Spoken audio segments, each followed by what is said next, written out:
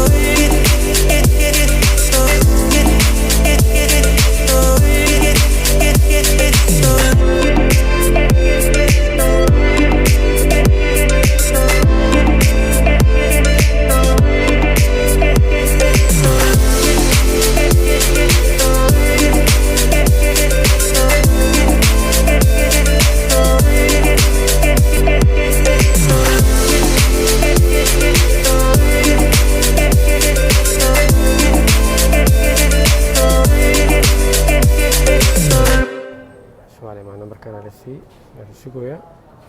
Bismillah.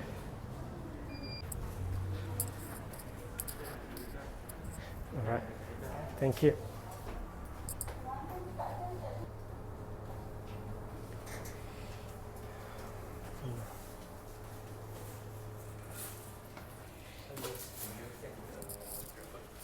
Okay.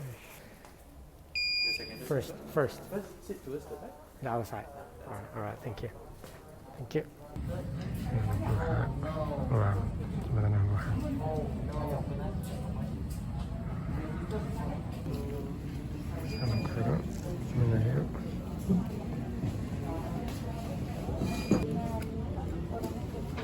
Di home kan real light.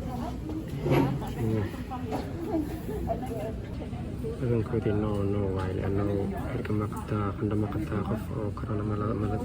ugu dhawaateeyay waxaas le waa badankoodii no waaye marka saxaabtadan warqadan ay soo siiyay station koowaad oo aragtay saddex station waaye station koowaad oo aragtay oo hadda soo siiyay waa buuxi isla labaadna warqadan ay soo siiyay sidoo kale waa buuxi magacaaga iyo waxa waaye station saddexaad ugu dambeeyo checkina kadibna hawada iska maray kastaska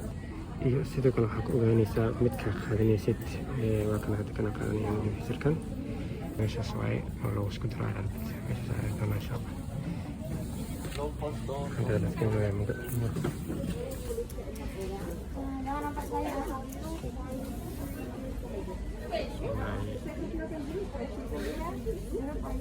Okay, 0.3. Kan tadi sudah? Ya, sudah. Okay.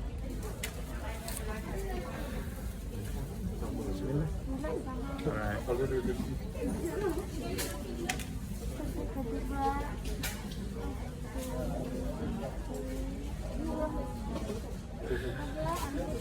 Okay, thank you.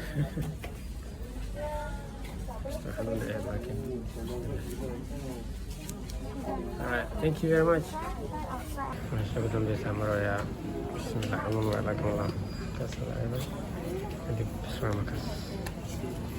Tinggal langsung balik صدر هذا كور. والأسبوع هذا توس كلا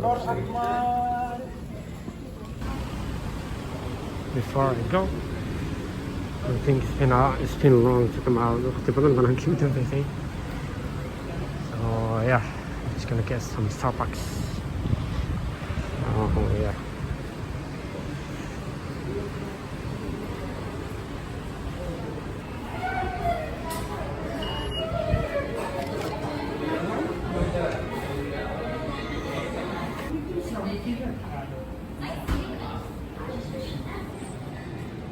This is the life of Malaysia.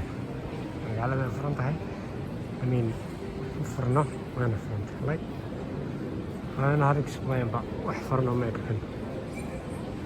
That's how Malaysia is right now. Only half the mall go free, لكن only مقاهي, restaurants are only open. Other things, everything is shut down. As you can see, dadka حتى not a lot of people are actually here. It's time to go home.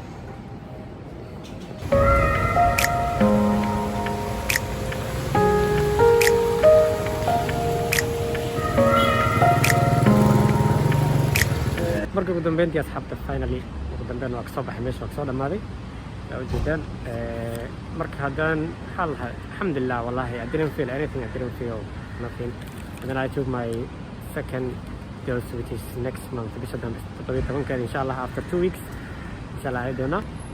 inkastoo meesha appointment-ga iga soo qabtay ani xoogaa iga fog tahay dadka badan asxaabta inta aqaano downtown magaalada dhexdiisa laakiin aniga xoogaa meel ka fog magaalada la soo qabtay oo ujeedaan meeshan mid valley dadka Malaysia jooga kulli way yaqaan mid valley waa meel xoogaa waxyaad ka fog magaalada saas marka inshallah in my advice hada advice yar siiyo markaad imaanaysaan ama vaccination sameynaysan ama wadanka joog ama Malaysia joog ama meel kale joog my advice waxa waaye waa inaad double mask qaadaa to be safe first thing first how is to be safe waa inaad double mask qaadaa ko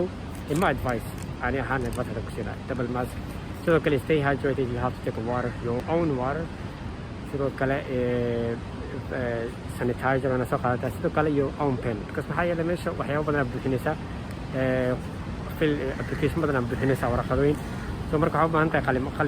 qalin way yaala meesha waa helaysaa laakiin dadka badanaa isticmaalaya marka waxaa rabnaa qalinkaaga aday soo qaadatay saado aad isticmaalayso soo saan wax u qaaday sidoo kale sanitizer marka insha Allah is better to stay safe adigoo yani vaccination raadinayo daawo raadinayo waa laga roon yahay inaad covid soo qaadid because it's big crowded laakiin ani meesha maanta crowded ma ahayn dad badan ma joogin waa iska yaraayn dadka laakiin downtown mar walba waxaa waaye dad badan aa jooga so stay safe insha Allah sidoo kale waxaa meeshan insha Allah rabaa inaan meesha ugu diro aan u sheego saaxiibkayda one and only inuu KL iyo sidoo kale adriisa baadiyo iyo sidoo kale ayadana adna mashiiso adna waxaa leeyahay soo qaato ayna dadkaas u aqaana inay jecel yihiin maxaa magaalada aadana baashaalaan wareeg aadan sidoo kale asad xajiyo marka insha Allah waxaan rajaynayaa inaan soo qaadan doonto laakiin kale it's not big deal trust me ani waa soo qaatay alxamdulillah I'm well so far midda kale ani kana soo qaatay waa aragteen midda Mareykanka waaye and you don't have a choice ma dooran kartid midkaas raba dad badankood hadda waxay leeyihiin kan Chinese-ka uu xun yahay ka Mareykanka fiican you never know so ma dooran kartid Malaysia because it's free so markii lagu dooro appointment lagu qabto waa inaan midkaas sameysaa sidoo kale insha Allah waxaan rajaynayaa inay imaad noqdaan marka dadkaas oo kale waa aniga kale they love exploring they love going out exploring new places marka insha Allah waxaan rajaynayaa idinkana adna iyo asad iyo Nuurdin inay imaad noqdaan insha Allah idinkana appointment-kiina aad qaadan doontaan aniga kuley next month way dhamaan doonaa markuu dhamaado insha Allah magaalada waa la furi doonaa markaas hopefully